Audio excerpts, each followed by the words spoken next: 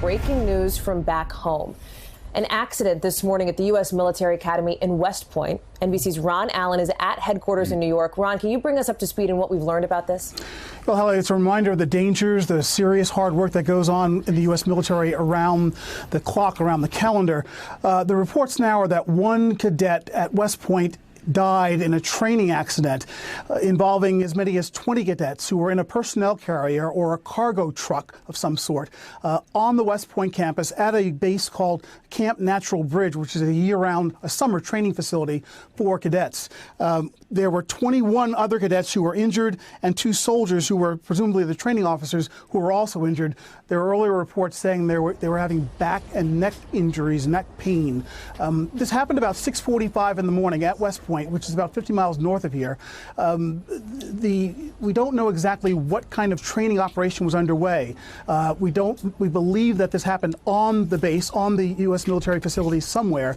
And the initial report suggested that the truck was involved in some kind of a rollover, or it flipped to its side for some reason. And we think that there was just one vehicle involved in this as of now. But again, the reports just coming in of one cadet who lost his life in all this. Hallie?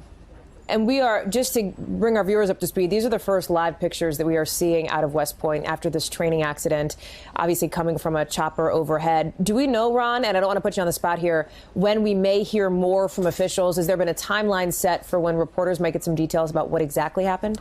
No timeline specifically, Hallie. That appears to be a military vehicle in a wooded area. Again, from that shot, very little context, very little we can tell about exactly what that is. Presumably, that's the vehicle that was involved in the crash of some sort. It looks like it's on its side or perhaps even rolled over further. It looks to be on its top, according to that orientation. But again, we understand that there was a training mission going on at some time at 6:45 this morning. There are at least 20 cadets and a number of soldiers who were training them who were involved in this situation. One cadet has been confirmed that was killed in this accident. At least 20 others or so were injured. There are reports of medevac helicopters on the scene.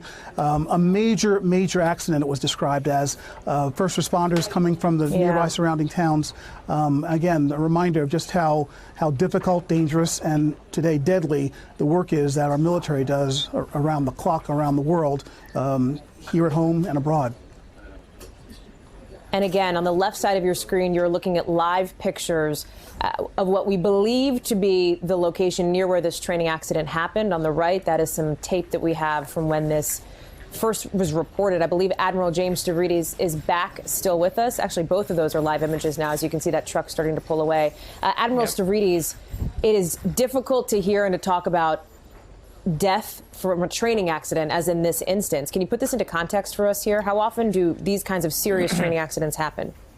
They happen quite a bit, and typically they're aircraft crashes, but we see a fair number of exactly this time of incident where there's a rollover of a heavy truck or someone is crushed in between vehicles. It really brings up an important point that I think ties back to D-Day, which we were just talking about, Hallie, and we talked about that greatest generation, that World War II generation.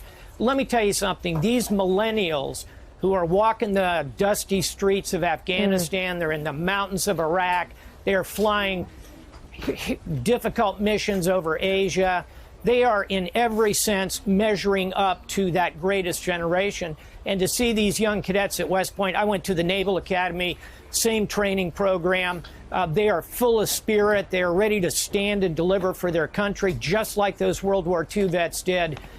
This will be a wrenching incident for the Army. We need to learn more about what has happened. But again, to put it in context, it is not atypical. This is a dangerous business, both in actual combat, obviously, but in preparing for combat where you have to operate realistically if the training is going to have real impact.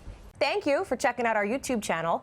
Why don't you subscribe? It's really easy. Just click on that button down there. And for more news from MSNBC, click on any of these videos here for the latest interviews and highlights. You can get more videos from MSNBC with our newsletters. Head over to msnbc.com/newsletters to sign up.